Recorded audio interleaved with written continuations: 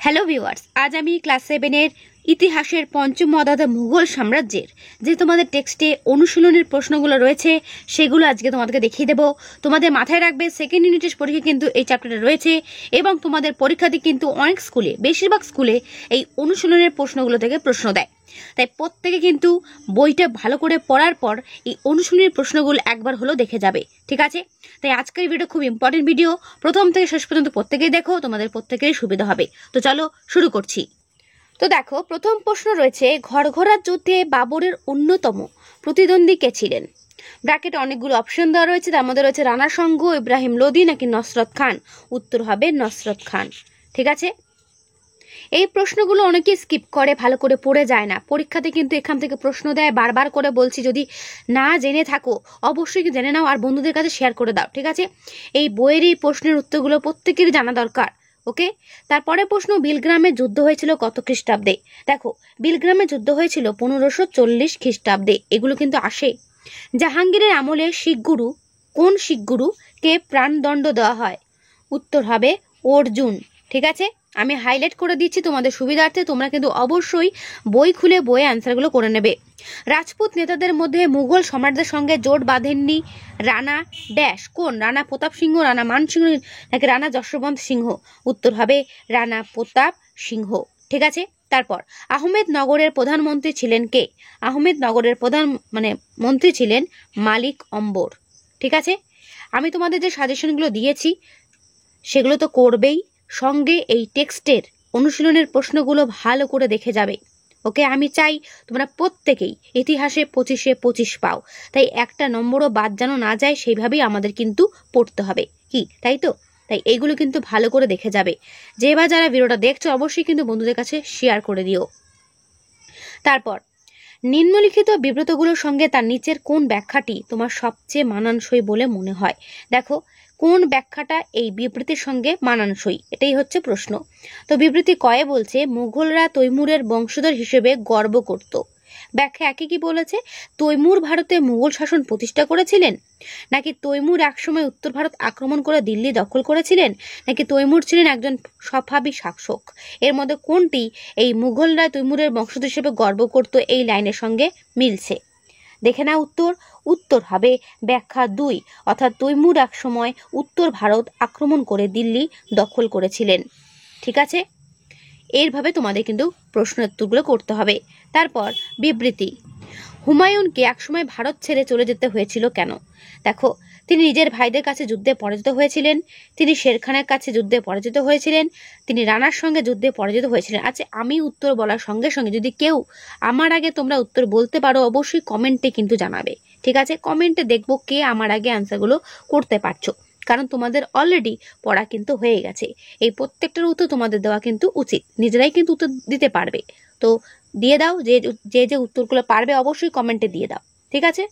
তো এখানে উত্তর কোনটা হবে? ব্যাখ্যা 2, তিনি শের খানের কাছে যুদ্ধে হেরে গিয়েছিলেন, তাই তো? তারপর ব্যাখ্যা, বিবৃতি গ, মহেশ দাসের নাম হয়েছিল বীরবল, কিসের জন্য? তার গায়ে খুব জোর ছিল বলে, তিনি খুব বুদ্ধিমান ছিলেন, নাকি তিনি মুঘলদের বিরুদ্ধে বীরত্ব দেখিয়েছিলেন? কোনটা হবে? দেখো, এখানে উত্তর হবে ব্যাখ্যা 2, তিনি খুব বুদ্ধিমান ছিলেন, তার জন্যই তার নাম হয়েছিল বীরবল। এখান থেকে আরেকটা প্রশ্ন জানতে পারলাম, বীরবলের আসল নাম কি? উত্তর মহেশ দাস, ঠিক আছে? তারপরের প্রশ্ন বিবৃতি ঘ, ঔরঙ্গজেবের আমলে বাংলায় সামুদ্রিক বাণিজ্যের উন্নতি হয় কিভাবে? তিনি পর্তুগিজ জলদস্যুদের হারিয়েছিলেন, তিনি শিবাজিকে পরাজিত করেছিলেন, তিনি বাংলায় বাণিজ্যের ওপর কর ছাড় দিয়েছিলেন। কোনটা হবে উত্তর? উত্তর 1, তিনি পর্তুগিজ জলদস্যুদের হারিয়েছিলেন। ব্যাখ্যা নম্বর 1টাই কিন্তু সঠিক উত্তর। এবার উঙ্গটা দেখো, আকবরের আমলে জমি জরিপের পদ্ধতিকে বলা হতো জাপ্তি, প্রত্যেকেই জানো। এখান থেকে একটা কোশ্চেন জানা গেল, জাপ্তি কি? Short question. এবার প্রশ্ন হচ্ছে, এই ব্যাখ্যাগুলোর মধ্যে কোনটা সঠিক? না যাবত মানে বাজারে শস্যের দাম ঠিক করা, যাবত মানে একমাত্র বাদশাহ কর আদায় করতে পারেন, যাবত মানে জমির রাজস্ব নির্ধারণ করা। কোনটি হবে সঠিক উত্তর? উত্তর হবে ব্যাখ্যা নম্বর 3, যাবত মানে জমির রাজস্ব নির্ধারণ করা, ঠিক আছে? হলো প্রত্যেকের। তারপরে প্রশ্ন 3-এর দাগে সংক্ষেপে 30 থেকে 50টি শব্দের মধ্যে উত্তর দাও। ভেরি ভেরি ইম্পর্টেন্ট প্রশ্নগুলো, দেখে নাও ভালো করে। এখানেও মাত্র 5টাই তো প্রশ্ন দেওয়া রয়েছে। তো এই 5টা প্রশ্ন ভালো করে দেখে নাও।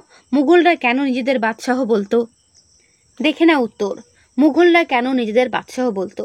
বলছে বাদশাহ বা পাতশাহী শব্দগুলো হলো ফার্সি। পাদ অর্থাৎ প্রভু এবং শাহ মানে হচ্ছে শাসক বা রাজা। তাহলে কি বলছে? পাদ অর্থাৎ প্রভু এবং শাহ মানে শাসক বা রাজা। মুঘলরা সার্বভৌম শাসকের ক্ষেত্রে পাতশাহ বা অথবা বাদশাহ শব্দটি ব্যবহার করত। ঠিক আছে, আমরা জেনেছি আগে দিল্লির শাসকেরা কি করত না নিজেদের সুলতান বলতেন। মুঘলরা কিন্তু সুলতান শব্দটি যুবরাজের ক্ষেত্রে ব্যবহার করতেন।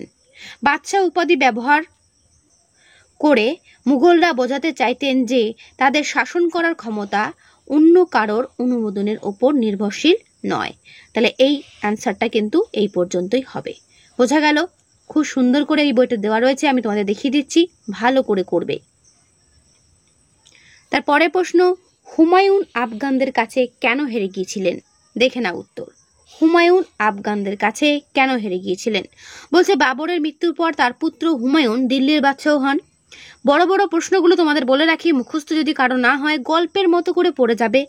গল্পের মতো করে পড়লে গল্পের মতো করে উত্তর লিখবে, তাহলেই হয়ে যাবে। ঠিক আছে, অনেকে এটা ভয় লাগে যে ম্যাম বড় প্রশ্ন কি করে করব, বড় প্রশ্নের আনসার তো মুখস্থ হতে চায় না।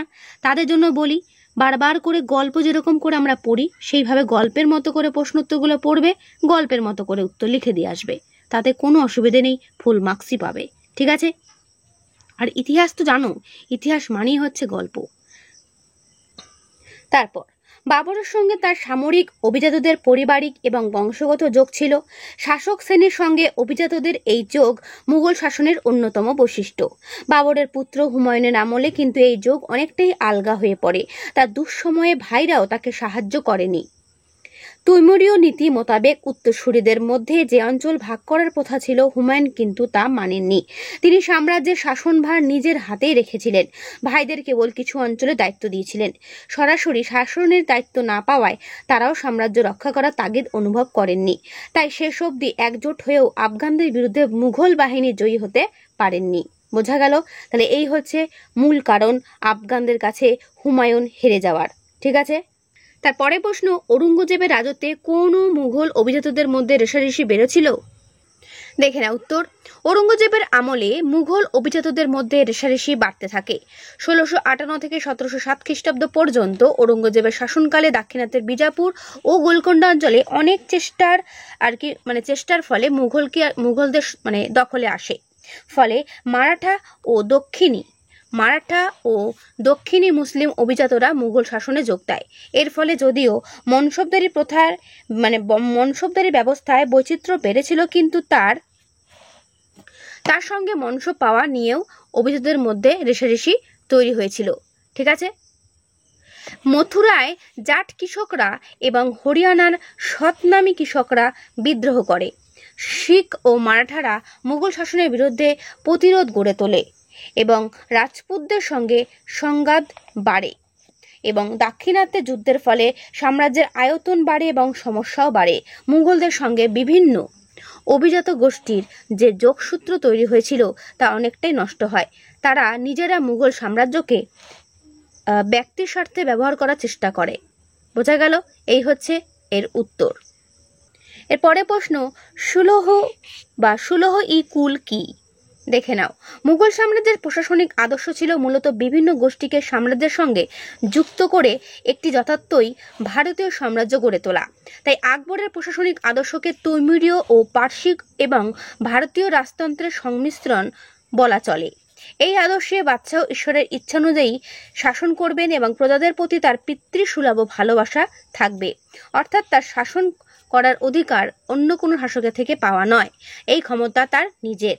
কোনো ব্যক্তি বা গোষ্ঠীর প্রতি তার পক্ষপাত থাকবে না।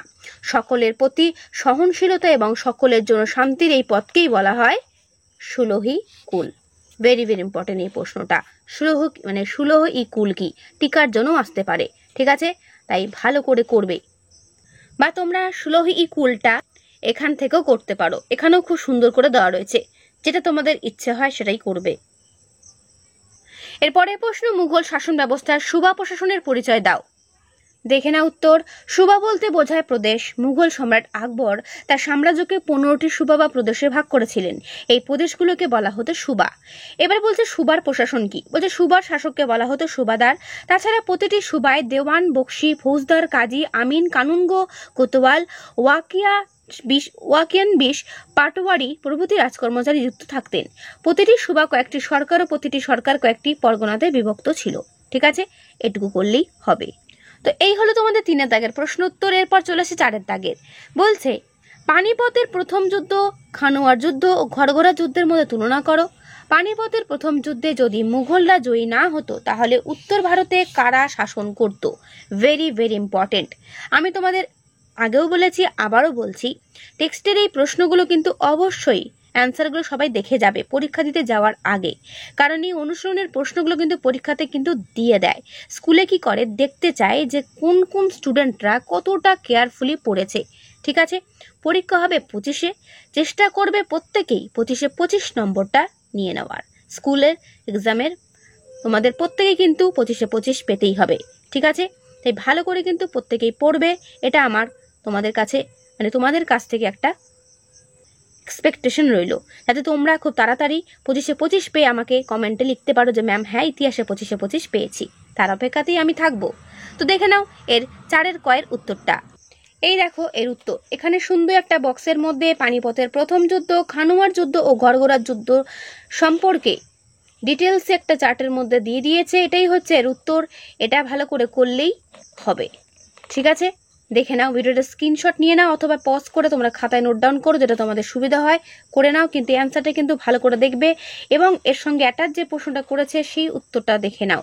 বলছে পানিপথের প্রথম যুদ্ধে যদি মুঘলরা জয়ী না হতো তাহলে উত্তর ভারতে লোদিরা বা রাজপুতরা কি করত? শাসন করত। কারণটা কি? কারণ দেখে নাও। বলছে প্রথমত লোদি বংশের সুলতানি শাসন বজায় থাকতো, কারণ বাবর যখন ভারতে আক্রমণ করেন তখন লোদি বংশের সুলতান ইব্রাহিম লোদি দিল্লির শাসক ছিলেন। কি তাই তো? বাবর তাকে পরাজিত করে মুঘল শাসন প্রতিষ্ঠা করেছিলেন। তাই পানিপথের প্রথম যুদ্ধে মুঘলরা জয়ী না হলে লোদি বংশের সুলতানি শাসনে কি থাকতো? বজায় থাকতো। এর পরের প্রশ্ন, শেরশাহর শাসন ব্যবস্থায় কি কি মানবিক চিন্তার পরিচয় তুমি পাও, লেখো। আমি তোমাদের আগেও বলেছি শেরশাহর এই মানবিক চিন্তা থেকে প্রশ্ন কিন্তু পরীক্ষাতে আসবেই, তাই এটা ট্রিপল স্টার করে রাখো এই প্রশ্নটা। এটা তো আমাকে সাজেশন আমি তোমাদের দিয়ে দিয়েছি অলরেডি আগে থেকে, এই টেক্সটেও তোমাদের দেওয়া রয়েছে। তাই অ্যান্সারটা ভালো করে দেখে নাও, ভালো করে করবে। ওকে, এটা আমি আর পড়ছি না। তিনি কুবুলিয়ত পাট্টা অনেক কিছু যোগাযোগ ব্যবস্থা সব করেছিলেন, ভূমি রাজস্ব ব্যবস্থা সবই করেছিলেন। তো এগুলো কিন্তু ভালো করে দেখবে। ডাক ব্যবস্থা। তারপরে প্রশ্ন, মুঘল শাসকদের রাজপুত নীতিতে কি কি মিল ও অমিল পাওয়া যায় বিশ্লেষণ করো। দেখে নাও এর উত্তর। মুঘল আমলে রাজপুতরা ছিল ভারতের অন্যতম প্রধান শক্তি, তাই প্রত্যেক মুঘল সম্রাট রাজপুতদের সম্পর্কে বিভিন্ন নীতি গ্রহণ করেন। তবে বাবর, হুমায়ুন, আকবর ও ঔরঙ্গজেব পর্যন্ত সবার নীতি এক ছিল না।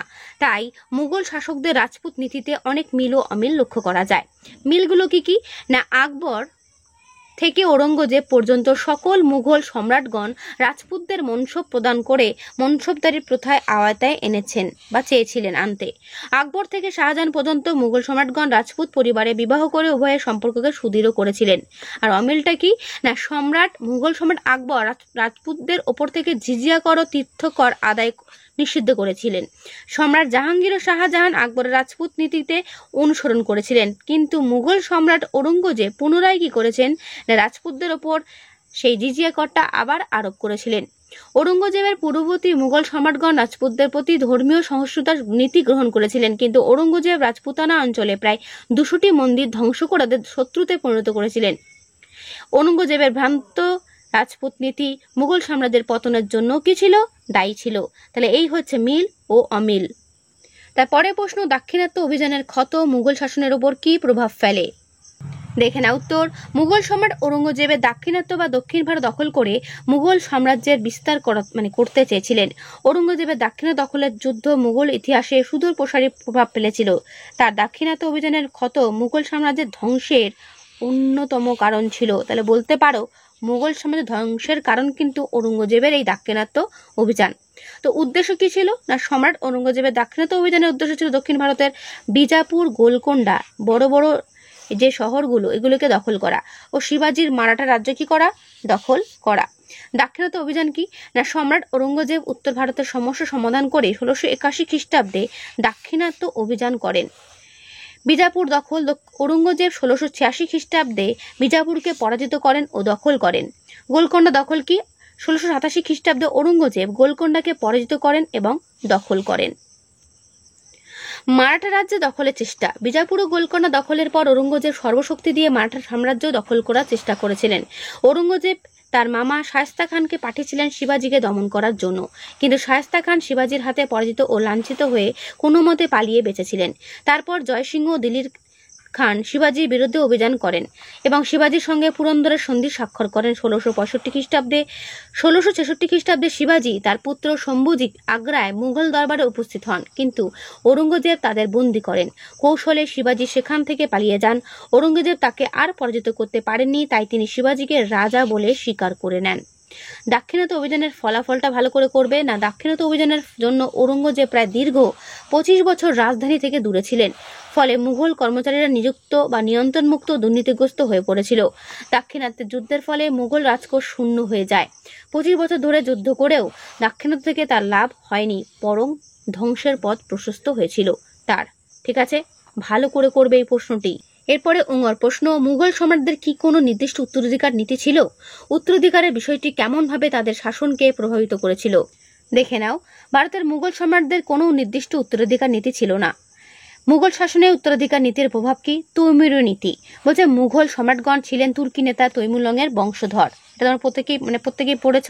তৈমুরীয় নীতি অনুসারে উত্তরাধিকারীদের মধ্যে সাম্রাজ্য ভাগ করার প্রথা ছিল, কিন্তু ভারতের মুঘল সম্রাটগণ তা মানেননি। বাবরের পর হুমায়ুন যখন দিল্লির সম্রাট হন, তখন তিনি তৈমুরীয় এবং উত্তরাধিকার নীতি মানেননি। হুমায়ুন রাজ্যের শাসনভার গ্রহণ করেন এবং তার বাকি 3 ভাই কামরান, আসকারি ও হিন্দালকে কিছু অঞ্চলের দায়িত্ব দেন। রক্তক্ষয়ী সংঘর্ষ কি? বলছে এক মুঘল সম্রাটের পর কে সম্রাট হবেন তা নিয়ে রক্তক্ষয়ী সংঘর্ষ শুরু হয়, কারণ সম্রাটের সব পুত্রই সিংহাসনের দাবিদার হতেন। সম্রাটের সব পুত্রদেরই লক্ষ্য ছিল তখত আউর তখতা, অর্থাৎ হয় সিংহাসন নইলে কফিন। শাহজাহানের রাজত্বের শেষ দিকে ঔরঙ্গজেব তার 3 ভাই দ্বারা সুজা ও মুরাদকে হত্যা করে সিংহাসন দখল করেছিলেন। ঔরঙ্গজেবের পর ভাতৃহত্যা প্রবল আকার কি করেছিল? ধারণ করে।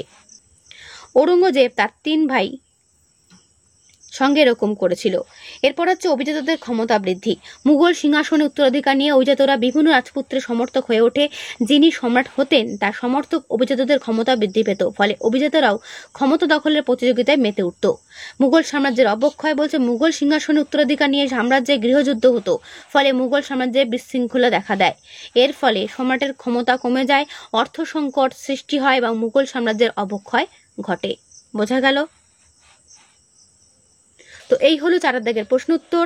5 দাগে যেগুলো রয়েছে অর্থাৎ কল্পনা করে লেখো, এগুলো করার দরকার নেই, তোমাদের 4 দাগের পর্যন্ত করলেই হবে। তো এই হলো প্রশ্ন উত্তর। পুরো ভিডিওটা এখানে তাহলে শেষ করছি। কেমন লাগলো অবশ্যই কমেন্টে জানিও। যদি কোনো প্রশ্ন থাকে অবশ্যই জানিও। আর হ্যাঁ, ভিডিওটা কিন্তু পুরোটা দেখো এবং বন্ধুদের কাছে অবশ্যই শেয়ার করে দিও। তো আজকে এখানেই, দেখাবে নেক্সট ভিডিওতে। ভালো থেকো সবাই, ভালো করে পড়ো সবাই।